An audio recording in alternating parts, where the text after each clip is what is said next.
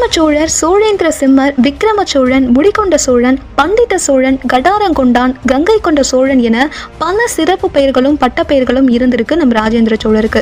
சோழர்களுடைய பழைய நகரங்களில் ஒன்றான பழையாறை ஒரு காலத்துல முடிகொண்ட சோழபுரம் என்றும், அங்கு இவரால் வெட்டப்பெற்ற ஆறு ஒன்று முடிகொண்ட சோழ பேராறு என்று இவரது பெயராலேயே அழைக்கப்பட்டனவாம். அதே மாதிரி தமிழ் மொழியிலும் வடமொழியிலும் இவர் சிறப்பு வாய்ந்தவராக இருந்ததுனால இவருக்கு பண்டித சோழன் என்ற பெயர் கிடைச்சதாம். இவர் மிகப்பெரிய சிவபக்தர். தன் தந்தையை போலவே இவரும் கங்கை கொண்ட சோழபுரத்துல ஒரு மிகப்பெரிய ஆலயத்தை கட்டியிருக்கிறாரு சிவனுக்காக. அங்க இருக்கக்கூடிய இறைவன் கங்கை கொண்ட சோழீஸ்வரர் என்று அறியப்படுறாரு.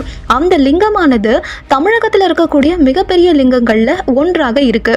அதே மாதிரி கங்கை கொண்ட சோழபுரத்துக்கு பக்கத்துல சோழ கங்கம் என்ற மிகப்பெரிய ஏரியை வெட்டி மக்களுடைய தண்ணீர் குறைய போக்கியவர் நம் ராஜேந்திர சோழன்.